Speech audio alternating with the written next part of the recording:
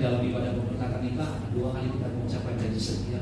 Karena kesetiaan ini modal penting untuk masuk dalam rumah tangga. Rumah tanggamu mau bahagia, rumah tanggamu mau baik-baik saja, harus jadi suami yang setia, istri yang setia. Dan tahu nggak kira-kira Willy dan Vivani, kesetiaan itu berhubungan dengan apa? Kesetiaan itu berhubungan erat dengan kebiasaan-kebiasaan lama kita. Kesetiaan itu berhubungan erat dengan pergaulan-pergaulan kita. Jadi saya harus ingatkan tegas sama Willy dan Vivani, hari ini kamu bukan lagi 2 tapi 1. Kalau mau rumah tanggamu bahagia, ada kesetiaan di dalamnya, kamu harus bisa memilih mana teman yang toksik, mana teman yang baik, mana pergaulan yang salah, mana pergaulan yang benar, mana kebiasaan yang buruk, mana kebiasaan yang baik. Semua yang buruk harus ditinggalkan. Setuju bilang amin. Kenapa? Karena pasti akan mempengaruhi rumah tangga kalian. Sebagai contoh untuk Vivan, ini contoh aja ya. Setelah menikah kamu masih bergaul dengan teman-teman yang suka gosip misalkan. Kita tahu di luar sana banyak orang yang suka banget gosip, ngomongin semua orang, kehidupan orang.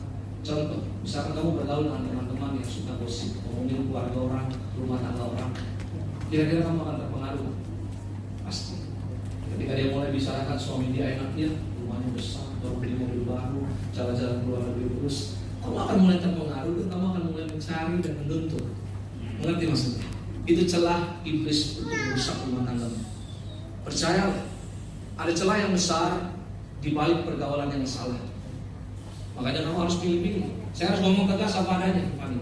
Kenapa? Karena memang itulah celah iblis untuk merusak rumah tanggamu. Sama halnya juga dengan Willy. Terus setelah menikah, maaf, kamu masih bergaul dengan teman-teman yang sukanya terbang-terbang, misalnya sukanya dugem dan sebagainya, suka karaoke dan sebagainya, kamu pasti akan terpengaruh. Percaya. Maka saya harus ingatkan tegas sekali lagi untuk Willy dan Vivani, tinggalkan pergaulan yang salah. Perkecil circle, cari sahabatmu yang sejati. Sahabat yang sejati tidak akan membawa engkau kepada jalan yang salah. Sahabat yang sejati pasti datangnya dari Tuhan. Ada damai sejahtera. Kalau kamu bisa jaga itu, rumah tanggamu pasti ada. Kesetiaan pasti akan terjaga. Setuju bilang amin. Coba sekali lagi saya minta Willy pandang Vivani dengan penuh kasih. Bilang Willy, aku pasti setia sama kamu sayang. Beneran. Aku masih setia sama kamu sayang. Nah, Vivani bilang, apalagi aku gak usah tanya. Ya, kasih tepuk tangan dulu dong yang mulia. Ini kedua pasangan Willy dan Vivani. Karena tegang banget tuh kayaknya. Usia nama Tuhan, kayaknya berat banget tinggalin teman-teman gitu ya. Kasih tahu kamu di mana lagi ngapain, walaupun istrimu nggak tanya, walaupun suamimu nggak tanya, kasih tahu kita. Saya sama istri saya begitu, dia nggak pernah nanya saya kemana, tapi saya selalu kabarin. Dari sini pulang saya kasih tahu dia on the way ya, supaya dia tahu di mana kita berada. Sesibuk apapun kita, tetap harus punya waktu untuk kasih tahu pasangan. Itu penting, itu dasar. Amin. Karena kalau masih curiga, masih baperan gak jelas, kita bisa kemana-mana di rumah tangga. Pernah satu kali saya pergi sama teman saya dulu sebelum pandemi, kita kumpul bareng-bareng, dan saya ke toilet 15 menit, dan begitu dia keluar, dia naruh handphone, 20 miss call dari istri. Begitu dia telepon balik, istrinya langsung marah-marah, pakai loudspeaker lah, mungkin dia terpaksa pakai. Kamu di mana? Sama siapa? Video call sekarang, aku mau lihat. Akhirnya dia video call, dia muter-muter kayak penyanyi India. Ini kasih lihat sama dia muter-muter kasih lihat, ini apa ini. Saya mau tanya, dalam 15 menit itu perasaan istrinya gimana? Kalau kabut, kacau balau, kalau bisa dijerukin kepala ke tembok, laki gua gimana, sama siapa? 20 miss call, 15 menit bisa bayangin gak? Betapa hancurnya, betapa kalau kabut kacau ya perasaan dia. Nah ini, rumah tanggamu gak akan pernah bahagia kalau kamu masih selalu curiga. Makanya ini yang kedua, percaya, mesti kebaikan. Setia diberkati Tuhan. Percaya suamiku baik, setia diberkati Tuhan. Kalau setuju bilang amin. Jadi ini yang kedua modalnya, rasa saling percaya. Yang ketiga, apa yang harus ada dalam rumah tangga, yaitu komunikasi. Setuju gak kira-kira komunikasi itu penting? Rumah tangga yang sehat itu rumah tangga yang selalu ngobrol. Kalau rumah tangga suami istri udah gak pernah ngobrol, itu udah gak sehat rumah tangganya. Lu gua gak pernah ngomong. Catat itu baik. Kenapa kita perlu ngobrol? Kenapa kita perlu curhat? Karena manusia pada dasarnya ada unek-unek di dalam jiwanya harus keluar. Betul? Kalau orang sakit jiwa, dia perginya kemana? Psikiater atau psikolog? Ngapain dia di situ? Ngobrol, curhat. Apakah langsung datang ke situ langsung disuntik? Oh, lu mesti disuntik mati nih? Enggak kan? Enggak kan? Dikasih obat? Enggak. Diajak ngobrol dulu. Apa akar masalahnya? Kenapa begini? Kenapa begitu? Semua ngomong. Jadi unek-unek ini harus keluar. Ada tekanan di dalam jiwa ini yang harus keluar. Tempat curhat terbaik selain pada Tuhan adalah kepada suamimu dan kepada istrimu. Makanya firman Tuhan bilang, sepakat meminta, doamu dikabulkan. Betul? Sepakat itu bicara tentang siapa sih? Suami istri, dua orang sepakat minta. Nah, bagaimana caranya sepakat? Jadilah pendengar yang baik. Penting. Nah, makanya biasakan mulai hari ini ketika Willy cerita, Vivani kamu jangan potong di tengah jalan. Biasakan mulai hari ini, kalau Vivani cerita, Willy kamu jangan potong di tengah jalan. Dengerin aja sampai selesai, baru kemudian cari solusi. Karena kalau biasakan dipotong di tengah jalan, contoh nih, ketika Willy cerita sama kamu, aku tadi ada masalah di kantor, ternyata si itu nggak benar kerjanya gini-gini. Wah, langsung kamu cut di tengah jalan. Belum selesai dia ngomong, apa gue bilang? Dari awal kamu nggak percaya sama aku. Aku udah bilang jangan dekat sama dia. Sekarang lihat akibatnya. Kamu rasain sendiri kamu gini. Saya mau tanya ya, itu kan biasa perempuan gitu ya, suka begitu, suka wah langsung dengan cepat, gitu. Saya mau tanya kira-kira next time Willy akan cerita nggak sama kamu? Nggak akan cerita lagi. Kenapa? Saya cerita, malah saya tambah tekanan jiwa. Bukan solusinya ada, malah saya semakin dihakimi, semakin ditekan. Percaya saya Vivani, di luar sana banyak wewe gombel yang menanti. Saya nggak menakut-nakuti loh. Banyak rumah tangga selingkuh karena apa? Komunikasi. Ketika di rumah nggak ada lagi yang mau dengar, di kantor dia ketemu siapapun itu ngobrol, kemudian cocok. Kayaknya gue nyambung sama dia. Betul gak sih kira-kira? Coba renungkan itu. Nah, makanya saya mau ingatkan ini yang ketiga. Komunikasimu harus dijaga selalu. Ya, jadi pendengar yang baik. Biasakan. Firman Tuhan bilang, hendaklah kita semua cepat untuk mendengar, lambat untuk berkata-kata. Jadi kalau nggak perlu ngomong, nggak usah ngomong, dengerin dulu sampai masalahnya selesai, dia ngomong cerita selesai, baru kemudian sama-sama cari solusi. Bagaimana caranya? Bergandengan tangan, sepakat. Bilang sama saya sepakat. Minta sama Tuhan. Doamu pasti dikabulkan. Kasih tepuk tangan dulu yang meriah buat Tuhan Yesus. Ya, pilotok. Di atas saja ngobrol, penuh kasih, penuh cinta, itu penting. Jaga terus kemesraan itu, jaga terus komunikasi yang baik. Yang keempat, yang terakhir. Yang pertama apa tadi? Udah lupa ya. Puji Tuhan ya, nggak penting soalnya. Yang pertama apa tadi namanya? Kesetiaan. Yang kedua, rasa saling percaya. Yang ketiga, menjaga komunikasi yang baik. Yang keempat, yang terakhir, yang paling penting. Apa itu? Kita harus belajar untuk memberi, bukan menerima.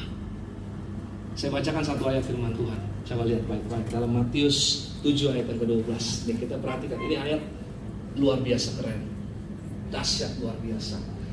Kita baca sama-sama 2, 3 ya. Segala sesuatu yang kamu kehendaki supaya orang perbuat kepadamu, perbuatlah demikian juga kepada mereka. Itulah isi seluruh hukum Taurat dan kitab para nabi.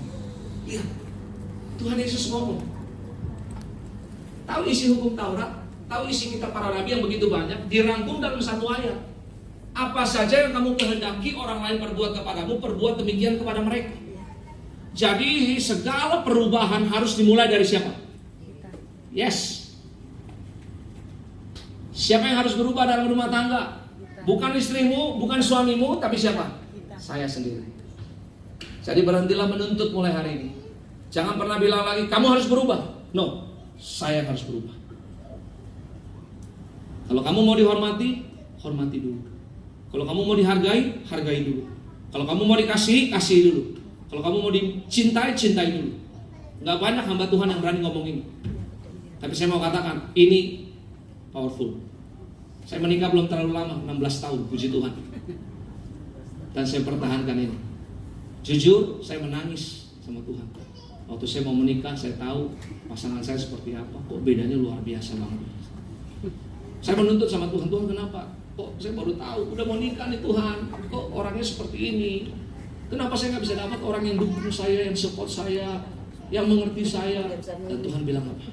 Bukan dia yang harus berubah, kamu yang harus berubah. Wow.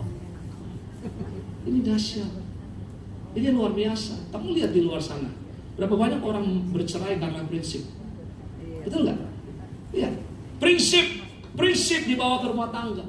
Saya laki-laki harus dihormati, saya laki-laki harus dihargai. Betul, istri harus tunduk sama suami. Tapi percaya saya, Willy, kamu mengalah,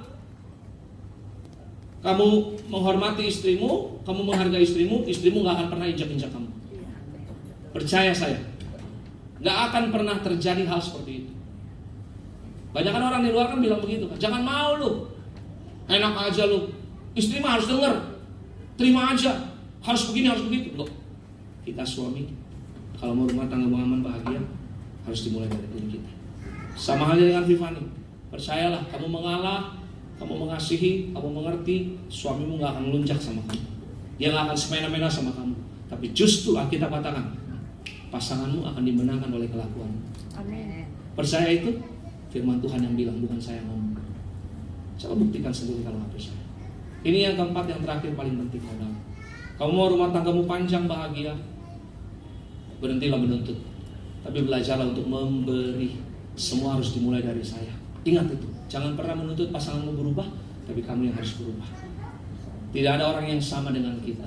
Menikah itu bukan mencari pasangan yang cocok.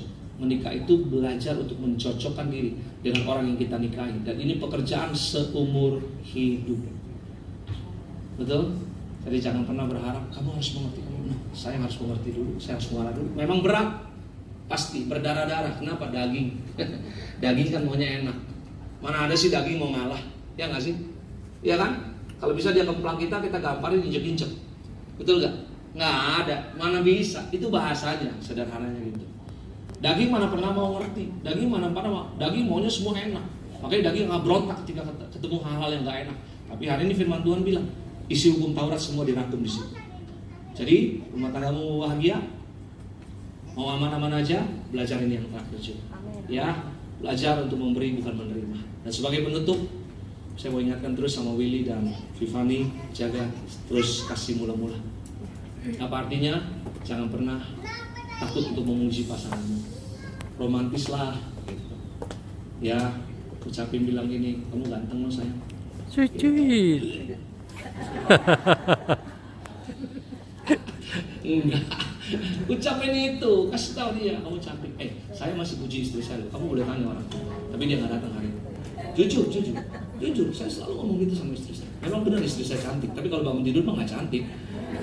Mana ada orang bangun tidur cantik. Tapi saya tetap puji, kamu cantik. Saya selalu ngomong itu. Ucap berkat. Saya sangat kagum sama gembala. Almarhum Bapak Rezi sama Ibu itu luar biasa. Saya pernah ke rumah beliau. Saya datang ke situ waktu itu. Beliau lagi nonton film, nonton TV. Rumahnya besar, sofanya panjang, nggak ada orang yang lihat, nontonnya nempel gandengan tangan, bisa bayangin ya? Saya bilang, dahsyat gembala saya. Ini bukan cari muka, ini bukan pencitraan. Pencitraan kan gampang di depan orang semua. Nggak ada orang yang lihat, nempel gandengan tangan. Saya bilang Tuhan, saya bersyukur banget punya gembala yang luar biasa, teladan panutan yang hebat. Makanya belajar itu, ucapkan terus kata-kata baik. Kalau malam mau tidur, bilang good night sayang, I love you. Bilang balik, I love you too. Gitu. Mimpinya pasti indah. Jangan ketika dia bilang good night sayang, I love you, kamu bilang awas lu ngorok-ngorok gue cek. Kalau ngomong kayak gitu, dia mimpinya setannya di sebelah dia gitu. Ya, percaya saya Vivani ya. Irama ngoroknya, saya nggak tahu nih, Willy ngorok atau nggak, tapi saya yakin kayaknya ngorok. Tapi nggak apa-apa.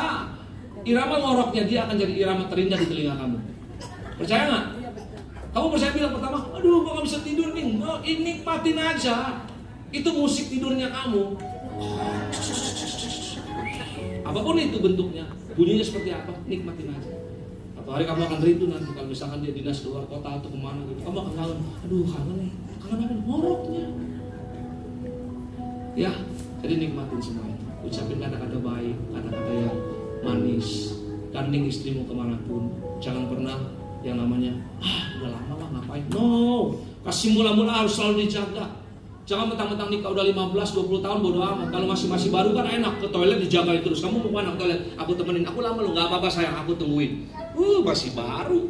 Coba udah 15 tahun